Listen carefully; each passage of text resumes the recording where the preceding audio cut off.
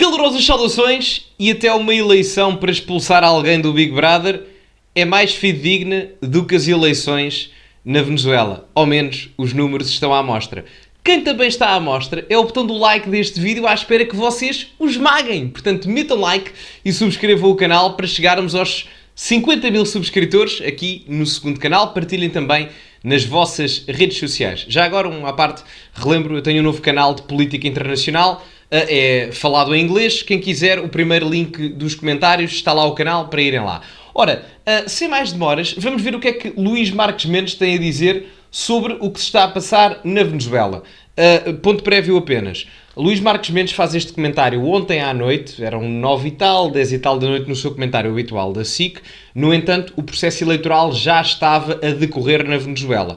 Contudo, a grande polémica da hipotética alegada, não vou dizer já, enfim, hipotética alegada fraude eleitoral de Nicolás Maduro, não é? E eu estou aqui só a dizer assim por questões jurídicas, espero que compreendam, mas o Luís Marques Mendes já ele próprio especulava que uma coisa do género, ou então problemas a nível eleitoral fossem acontecer. Vamos ouvir. Hoje é dia de eleições na Venezuela, presidenciais. Sim, como claro. É que tem acompanhado, nomeadamente os discursos? Nicolás Maduro já veio dizer que não, agora já veio desdizer aquilo que tinha dito há uns tempos, parece estar muito seguro da sua vitória.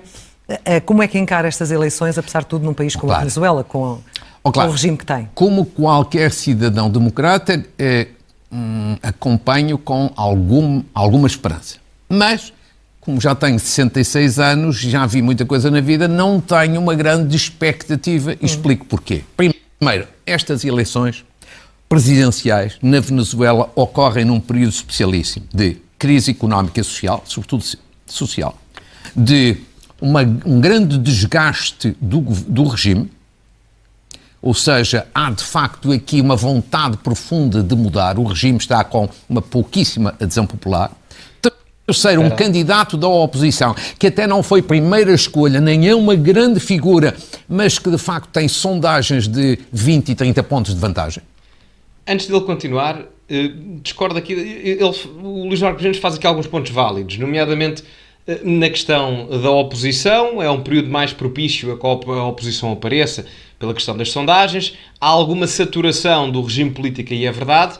No entanto, a parte da crise económica, eu já não concordo tanto em termos da análise conjuntural. Não que não haja crise económica, essa não é a questão, porque há, ele está certo aí. Qual é o grande problema? É que a Venezuela está em crise há décadas.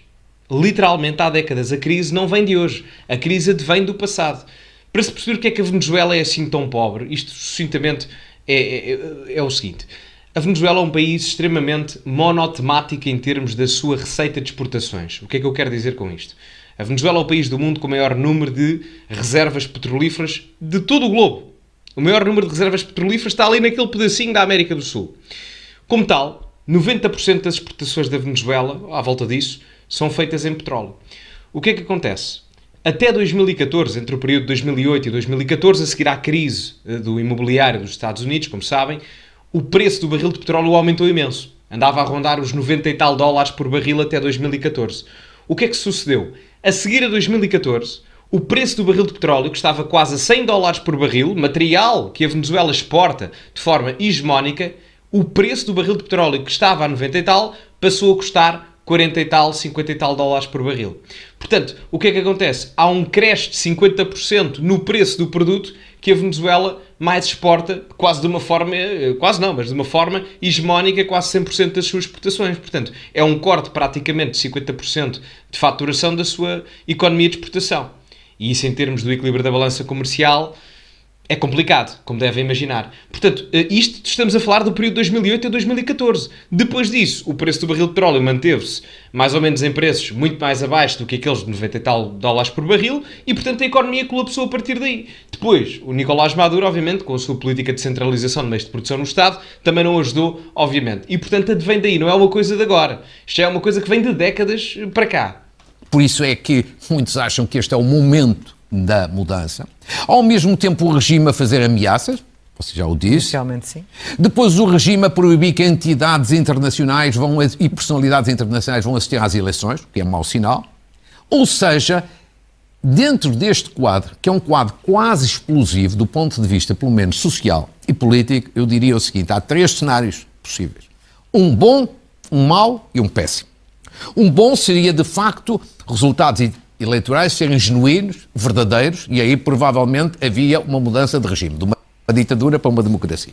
Não existiu, como devem imaginar, e muito dificilmente, como é que eu ia dizer isto? E sem ofensa, não é? Mas uma ditadura nunca se transformará uma democracia com eleições, porque o princípio basilar da ditadura é a não existência das mesmas, ou se existirem, são fictícias, não é? Como acontecia com o Salazar ou com outros regimes autocráticos. Acredito pouco nisto, mas este era o cenário bom e genuíno. E, portanto, não aconteceu. O cenário mau é haver uma farsa eleitoral.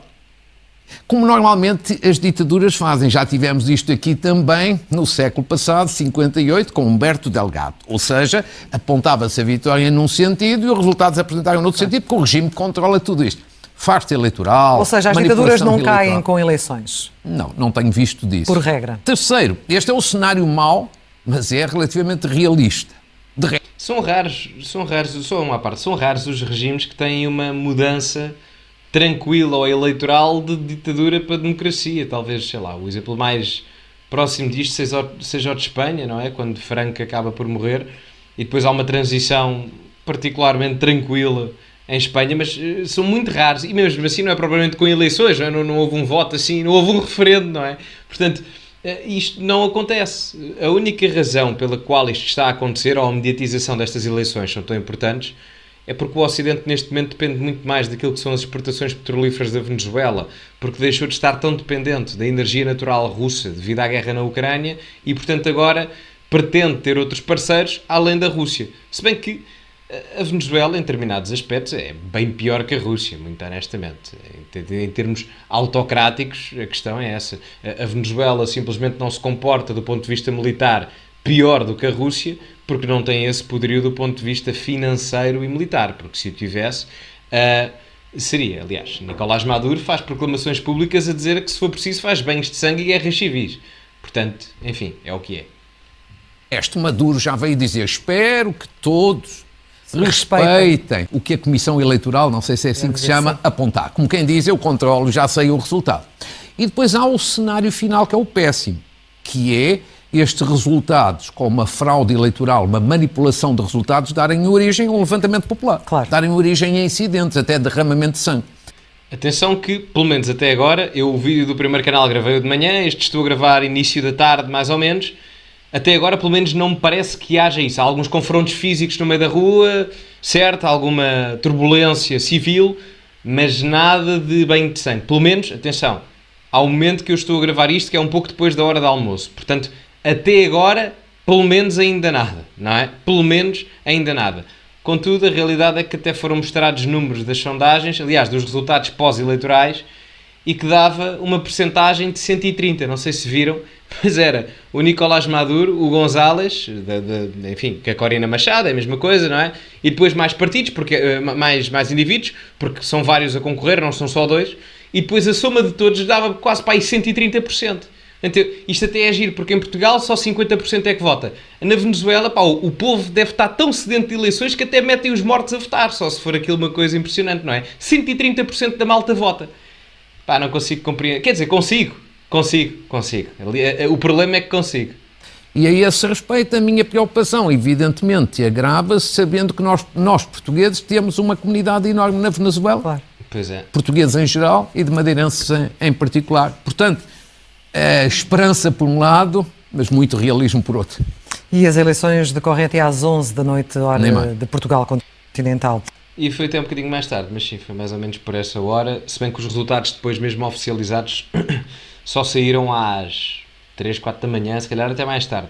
Mas enfim, foi um bom comentário realista por parte do Marcos Mendes, embora discorde um pouco da conjuntura atual da crise económica, porque já advém do passado, onde já se sentiam níveis inflacionários muito grandes. Já em 2018 houve uma inflação skyrocket enorme e, portanto, a partir daí havia outra conjuntura. As eleições supostamente são de 6 em 6 anos, não é? Portanto, há aqui esta dinâmica que convém ser analisada, mas é uma análise correta, a meu ver, E muito do que o Marcos Mendes aqui diz está-se a repercutir no dia de hoje. Se me perguntassem a mim, eu por acaso não sei se abordei em qualquer um dos vídeos, mas falei também nas minhas redes sociais, eu não esperava outra coisa. Ou seja, para mim, não vou dizer que era óbvio, há sempre aquela régia de esperança, mas para mim era presumível que Maduro fosse ganhar as eleições, não é? Portanto, seja lá o que isso for.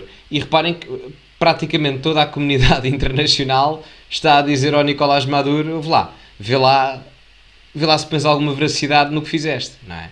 Porque até agora os únicos países que deram os parabéns ao Nicolás Maduro de forma a dizerem que a eleição foi justa foi Cuba, China, não sei se a Rússia já deu ou parabenizou,